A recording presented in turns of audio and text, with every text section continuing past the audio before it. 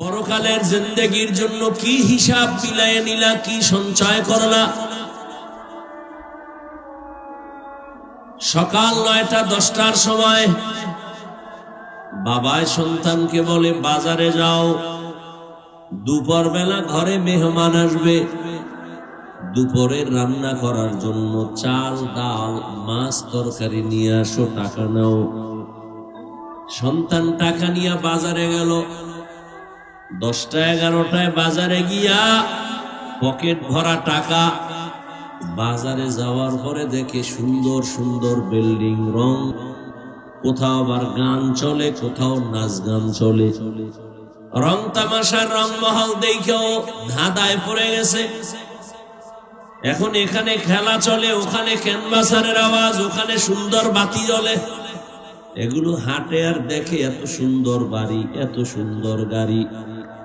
দেখতে দেখতে দুপুরের সময় ঘনিয়ে যায়। হঠাৎ করে মনে পড়ছে, আমারে বাজারে তো বাবায় পাঠাইছে আমার তরকারি নেওয়ার জন্য।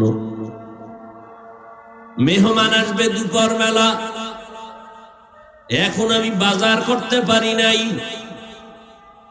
আমি যদি এখন দেরি করিয়াও যাই তো আমারে বাবায় মারবে। পাগলের মতো হয়ে গেছে, তাড়াতাড়ি সময় কম, বাজার করি।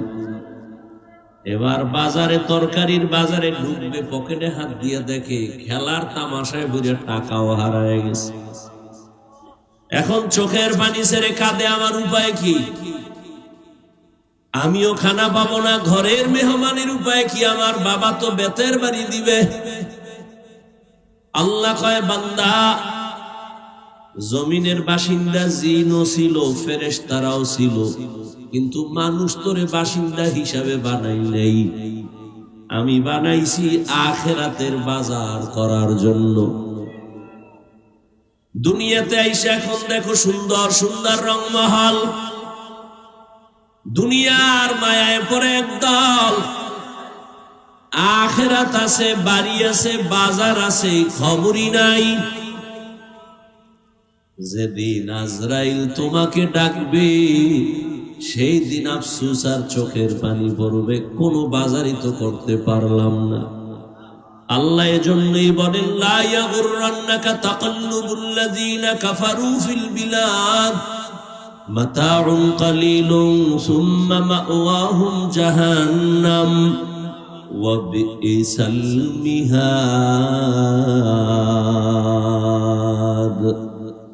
আল্লাহ বলেন, বেঈমান কাফেরের বানানো বাড়ি দ্বারা গুলশান দেখে পাগল হইও না, কারণ ওগুলো কিছুই না, স্বপ্নের মতো। চক্ষু বন্ধ হয়ে গেলে দেখবা কিছুই তোমার না, এগুলো সব কিছুই ফাঁকা। নবীজি কত বড় দামি, আল্লাহর মোহাব্বতের আশিক। তবে আমার নবী কেমন দামি!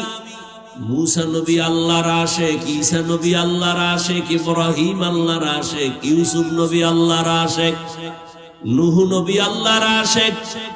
আর আমার নবী কেমন নবী, যে নবী ব্যাপারে আল্লাহ বলেন, আমি আল্লাহ নিজে মুহাম্মদের আশিক।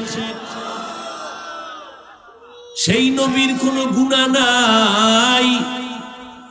সেই রহমতের নবী যদি দোয়া করতেন, হে আল্লাহ, উহুদের পাহাড় তুমি স্বর্ণ বানায় দাও, সাথে সাথে স্বর্ণ হয়ে যাইত। নবী উল্টা দোয়া করে বলেন, হে মালিক, গরিবী হালাতে আমারে বাঁচাইও, গরিবী হালাতে মরণ দিও, কিয়ামতের দিন গরিবদের সাথে আমার হাসর করাইও। নবী বলেন, এ গরিবেরা, বড় লোকের বাড়ি গাড়ি দেখি আফসোস করিস না, এগুলোর কোনো ভ্যালু নাই। যদি আমার মোহাব্বত নিয়ে কবরে যাও, বড় লোকের 500 বছর আগে গরিবেরা জান্নাতে চলে যাইবা। ওই পরকাল জীবনের জন্য সম্বল সঞ্চয় করো, সময় নাই। চোখের সামনে দেখতে দেখতে কই আমার দাদা, কই আমার দাদি, কই আমার নানা, কই নানো, আমার আদরের কত মোহাব্বতের বন্ধুরা কোথায় চলে গেল? কোন দিন যেন আমারও খাটিয়াটা রেডি হয়ে যায়। এরে আল্লাহর গোলাম, দুনিয়াটা কিছুই না, মুমিনের জন্য জেলখানা। জেলখানায় আসামি যেমন ঢুকতে চায় না, যারা আসল মুমিন তারা দুনিয়াকে আপন বানাবে না। ওরা দুনিয়ায় চলবে ঠিক, কিন্তু অন্তর থাকবে আখিরাতমুখী হইয়া। ওরা খানা খাবে কিন্তু চিন্তা থাকবে মালিকের সম্পর্ক যেন দূরত্ব না হয়। খাইতে গেল আখিরাতের চিন্তা, ঘুমাইতে গেলে আখিরাতের চিন্তা, সর্বাবস্থা আখিরাত নিয়ে ভাববে। এ দুনিয়া কিছুই না, আমার আসল জীবন হবে আখিরাতের জীবন। নবীজি বলেন, আমার দাড়ি চুল সাদা হয় নাই শুধু মরণের চিন্তায়, আখিরাতের ফিকিরে। আমার অল্প কয়েকটা চুল দাড়ি সাদা হয়েছে শুধু কবরের চিন্তা, মরণের চিন্তা। আর আমাদের তো মরণের কোনো চিন্তাই নাই। আর এই মরণের চিন্তা ঢুকানোর জন্যই তো আল্লাহ ওয়ালাদের সোহবত আর নেক নজর। এই মজলিস গুলোতে বসলে মানুষের অন্তর সোজা হয়, আখিরাতমুখী হয়। যারা দুনিয়া দুনিয়া দুনিয়া দুনিয়া হয় পাগলের মতো দৌড়ায়, নামাজে দাঁড়াইয়াও দুনিয়া। এরা চায় কি? বলে এরা দুইটা জিনিস চায়, শান্তির জীবন আর সম্মানের চেয়ার। কিন্তু খুঁজা দেখেন, যারা দুনিয়া দুনিয়া করে দৌড়ায়, শান্তিও নাই, সম্মানও নাই। 10 তলা বিল্ডিং উঠাইছে, কি লাভ হবে বাহাদুরি করে যদি বিল্ডিং থুইয়া জঙ্গলে ঘুমানো লাগে? কোটি কোটি টাকা ব্যাংকে রেখে বাহাদুরি করে কি লাভ যদি ওই টাকা তার বংশে কেউ ভোগ করতে না পারে? এর থেকে তো খেরের ঘর ভালো, টিনের ঘর ভালো। এই বুঝটাই তো বলখের বাদশা ইব্রাহিম ইবনে আদহাম পেয়ে গেল। ইব্রাহিম ইবনে আদহাম চিন্তা করে, আরে আমার অর্ডারে বলখের এলাকার মানুষ উঠে আর বসে, কিন্তু প্রতিদিন সকাল বেলা একটা সূর্য উঠিয়া পশ্চিমে অস্ত যায়, এটা তো আমার অর্ডারে চলে না। তাহলে এটার পিছনে যার অর্ডার চলে তিনি তো আরো বড় বাদশা। তারে যে আমি চিনি না, আমি এখনো তো আসল জ্ঞানী হতে পারিনি।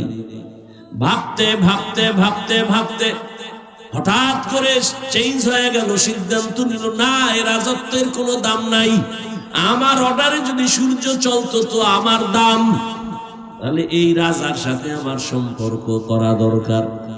রাজকীয় পোশাক ফালাইয়া এইবার সালার চট লইয়া জঙ্গলের দিকে দৌড়ায় আসল মালিকের তালাশ করার জন্য। বাড়ি চিনলাম, গাড়ি পাইলাম, মা বাবা সব পাইলাম, আর মনে করি আমার আমার আমার। কিন্তু চিন্তা করে দেখলাম যে কবরে আমি শুইব, ওই কবরও কিন্তু আমার না, ওই কবরের জায়গাও আমার না। আসল মালিকের সাথে সম্পর্ক, ভাই চিনলাম, বোন চিনলাম, সব চিনলাম, কিন্তু আমারে যিনি বানাইছেন আসল মালিকেরা চিনলাম না।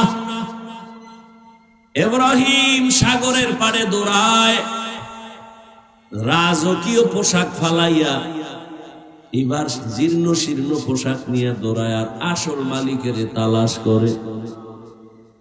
একদিন এই রাজপ্রাসাদের দামি দামি লোকেরা গিয়া দেখে ইব্রাহিম সাগরের পাড়ে বসা।